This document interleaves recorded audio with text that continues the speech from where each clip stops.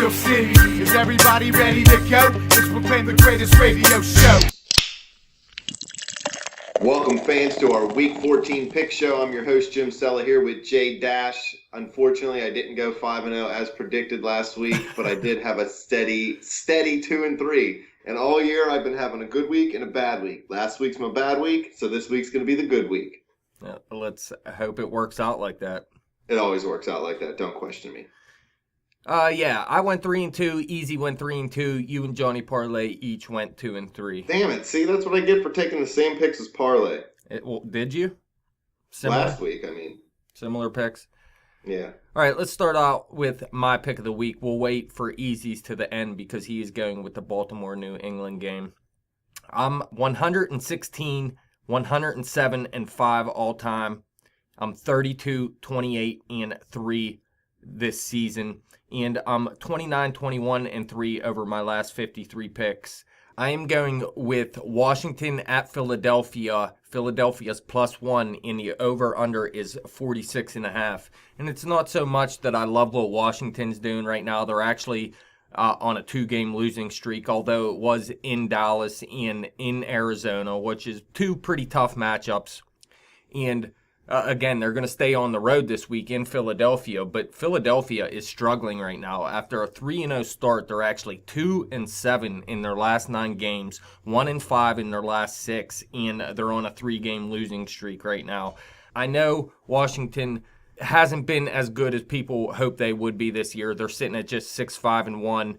But Philadelphia is at the bottom of that division, 5-7. I expect it to be somewhat of a close game, but I think Washington's going to come out on top. I just like what they have going on offensively in the passing game, at least. I know they have Rob Kelly at running back, and he's not a beast or anything, but he's been handling his own.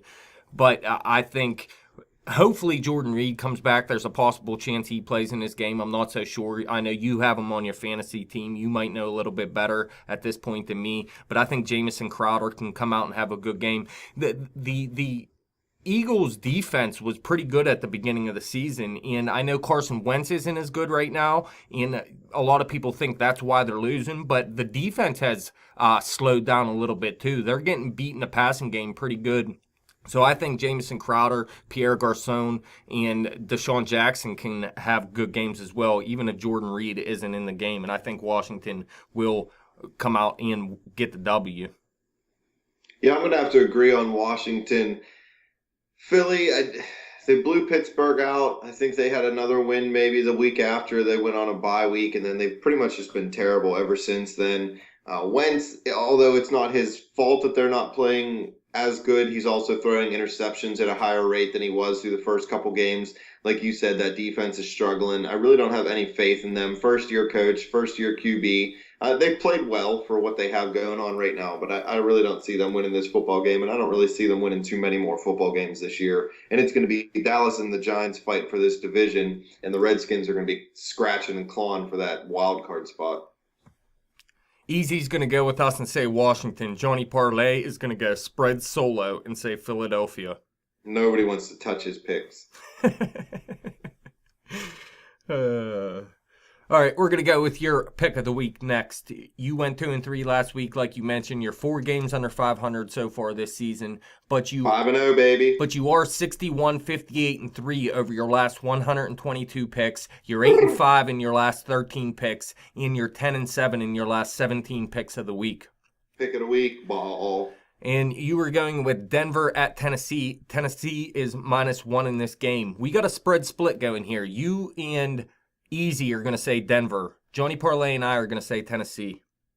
Yeah, I like Denver just because their defense is so much better. I know they have a lot of questions at quarterback right now, but Tennessee has been up and down all year. I think, yes, they probably have a better quarterback in Marcus Mariota, but I think Denver's defense is that much better. Denver signed Justin Forsett in this last couple days. I'm not saying that he's going to go out there and ball, but Gary Kubiak said he's going to be able to get into the offense right away because he still knows that offense from when they were together in Baltimore. So I think you'll be able to see that running game go a little better with a little 1-2 punch of Booker and Forsett. And I think they'll get just enough out of the quarterback play like they've been doing all year. And I think Denver wins this game probably by at least 4 or 5 points. I'm kind of shocked that Denver's not at least favored by 1. Yeah, I mean, it's a little surprising, but there's a little bit of questions going on at the quarterback position right now. Paxton Lynch did nothing at quarterback. It looks like Trevor Siemian is going to be back this week and playing for the Denver Broncos. But you look at that defense, man, you're right. They do have a much better defense than Tennessee, but it's mostly in the passing game. Did you know Denver is actually ranked 28th in the NFL against the run? And DeMarco Murray's had a pretty good season. I think they can rely on him in this game to pull out this victory at home, because really Mariota, he's been great this season, but I think it is going to be tough for him in this game to beat that Denver defense. But Rashard Matthews has been scoring weekly, so I still think there's a possibility he can find the end zone, but I think it's all about that run game with Tennessee. I think they're going to just keep the ball on the ground and run it down Denver's throats, and I don't trust Siemian at this point. And like you said, Justin Forsett's coming in. Devontae Booker really didn't do too much after taking over for C.J. Anderson. Do you remember what week it was? Probably week 5, something like that. Somewhere around there. So I'm going to have to say Tennessee finds a way to win this game. They're actually still very much in this division. They're 6-6, tied with Houston and Indianapolis at the top of the division right now, while the Denver Broncos, they're still fighting for playoff hopes as well at 8-4 in third place in their division. So neither one of these teams are giving up by any means at this point, and I think Tennessee has a good chance to come out with the win in this game. I just feel like it's going to be a game where Denver's defense does something crazy to win the football game for them. It's a possibility. Mariota's been balling, though. We'll have to see. All right, let's move on to Johnny Parlay's pick of the week. Like I mentioned, 2-3 last week. He's 26, 34-3 on the season. He's actually 3-1-1 in his last 5 picks of the week, though, and 2-0 in his last 2 picks of the week. Plus, he's 9-4 in his last 13 picks overall, because he had a good week 2 weeks ago, and he went 2-1 on Thanksgiving, I believe it was. Maybe even 3-0. I think he went 2-1. 2-1. Yeah. He's going to go with San Diego at Carolina. Carolina's -1.5, and the over-under is 48.5 in this game. There's something going on down in Carolina. Ron Rivera says he's going to bench Cam Newton for an entire game if he doesn't wear a tie. Cam doesn't wear a tie. Rivera only benches him for 1 series. Newton gets to go back in there. That doesn't really set a good precedent for your players. They still got blown out. I still think Carolina can win this game. I just have, I don't know, Cam Newton's going to come out and ball. He's Superman. This guy's got to have at least 1 big game in the year, right?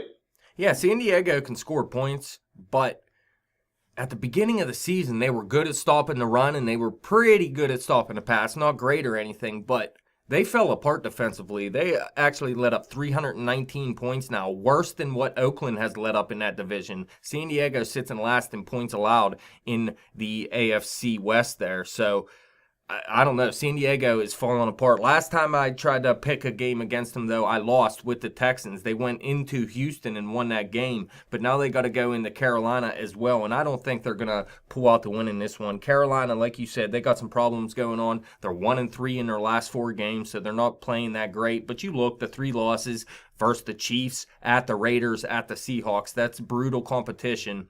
So I think Carolina's going to get back on track in this game and end up just winning this game against San Diego pretty handedly, I think. I don't trust San Diego. Yeah, San Diego's garbage. Phillip Rivers has a huge head. He has too many kids, and they got to travel all the way across the country. So they got nothing going for them. Bluckos, dudes. You're garbage. All right, the next game. No one's pick of the week, just the extra game here. Dallas at the New York Giants. The Giants are +3, and the over-under is 47.5. I like the Giants as the underdog. This is a division game. I think a lot's being said of this Dallas offense. We've seen them beat Pittsburgh. We've seen Ezekiel Elliott run right up the middle on us. We've seen Dak Prescott move all around and throw the ball kind of wherever he wanted, really. I think that they're a little bit overhyped because they're a young team, and I think they could still be forced into some turnovers, into some different types of mistakes. I think the Giants have a good enough defense to do that. Yeah, all these games are close between these two teams. Even when they're good, when they're bad, it doesn't really matter. It's just like a Pittsburgh-Baltimore game, but this is the NFC East. So I think that the Giants actually at least cover this spread. I kind of have a feeling that they're going to actually win the game. At 3, it's a little more up in the air. If it gets to the Giants +4, I would say almost 90% sure that the Giants are going to cover. But at 3, it honestly could be a push or a win. Yeah, I agree with you. I think the Giants are actually going to come out and win this game. They were on a 6-game winning streak going into Pittsburgh last week, and they kind of fell apart. Eli Manning had a terrible game. I think they're going to bounce back this week and play a great game against Dallas. And if you look, Dallas has only lost this season week 1 versus the New York Giants, 20-19. And the Cowboys have been playing close games within the division. The Giants have been playing close games within the division. I think it's going to be a tight game. But you look, the Dallas Cowboys, they were rolling teams, but over their past, let's see, 4 weeks, 3 of those games they could have easily lost. The Steelers had them beat, but then Ezekiel Elliott took over on that final drive. The Redskins could have beat them. They only won that game 31-26. And at the Vikings, they won just 17-15. So they're playing some close games right now. The New York Giants, coming off a down game, I think is going to get back on track and go out there and straight up win this game against the Dallas Cowboys and make this division close again. Make Dallas have to win down the stretch here. I think Dallas has peaked already this year, and I think they're going to start to fizzle out going down the stretch. I don't know if they're going to fizzle out. Dak Prescott looks good, and with that run game they have out there, they have such a great offensive line, and Ezekiel Elliott is a beast right now. I really don't think they're going to just fall off or anything.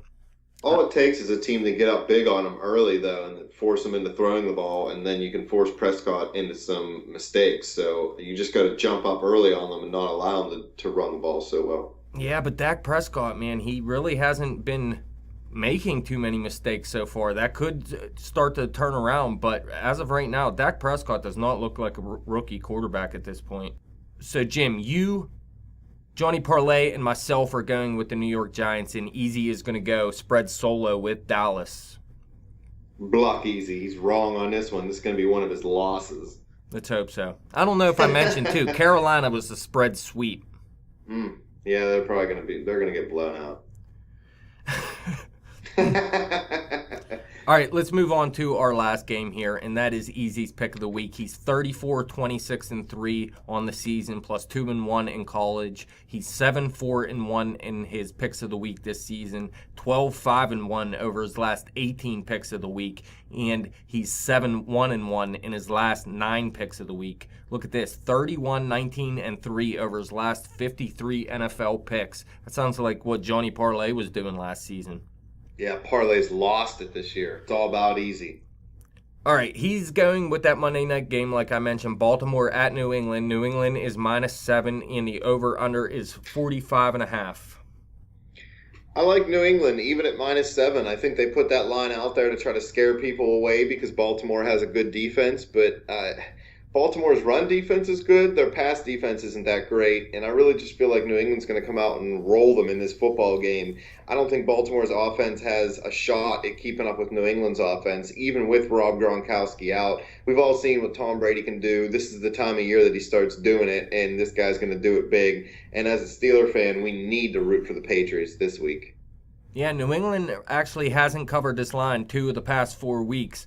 But you look, the Baltimore Ravens, yes, they're 4-1 in their last 5 games, but all 4 of those wins were at home, and the loss was at the Cowboys. They lost by more than 7. They lost 27-17, and if you actually look, including this Cowboys game, they're 0-3 in their last 3 road games. They lost to the Giants 27-23, and then following that, they went into the New York Jets and lost by 8 points. So really, the Baltimore Ravens are a totally different team on the road, sort of like the Pittsburgh Steelers. So I think they go into New England and just lay an egg, and New England's going to go out there. It might be tough for New England to run. I don't think Garrett Blount's going to have a huge game or anything, but I think Tom Brady's going to use those, I'd say, mediocre receivers out there without Rob Gronkowski. Obviously, that hurts, but it's not like Tom Brady has great receivers out there, but he makes them good, and I think they're all going to come up with solid games. We mentioned Malcolm Mitchell in the fantasy segment. I think he's going to come up with a good game. Edelman has a shot to have a big game,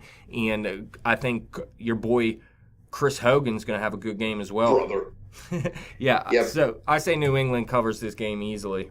Bill Belichick's definitely going to outcoach John Harbaugh. Come on now. And Harbaugh. There is a spread solo on this game, man. Johnny Parlay going Baltimore. Dude's smoking crack, or maybe he got a hold of some Walter White's blue meth. Yeah, I think he just figures Baltimore's playing good football right now. Like I mentioned, 4-1. He didn't really pay attention that it was all at home, and they've been getting blown out on the road recently. But who knows, man? Baltimore could end up covering in this game. It's a primetime game. Things sometimes turn out a little differently in primetime games, so you never really know. Things slow down a little bit maybe, but I think New England's going to go out there and ball. The one thing I'll say for Baltimore, they seem to be the team in the playoffs that can stifle the Patriots. Yeah, it's possible. Everybody else just gets blown the F out. So what we have here is a spread solo on the Philadelphia Eagles going up against Washington. The rest of us saying Washington, obviously. We got a spread split with Denver and Tennessee. We got a spread sweep with Carolina over San Diego. And we have a spread solo with the Dallas Cowboys as well. Easy's the only one saying that. The rest of us saying the Giants. And the Baltimore-New England game, spread solo for Johnny Parlay. So we have a sweep, a solo, and a split all in the same week, huh? Yeah. Let's get it done. Get 5-0. it. The week that I actually go 5-0, you do know I'm gonna just ball and pretend like I know everything. I told you.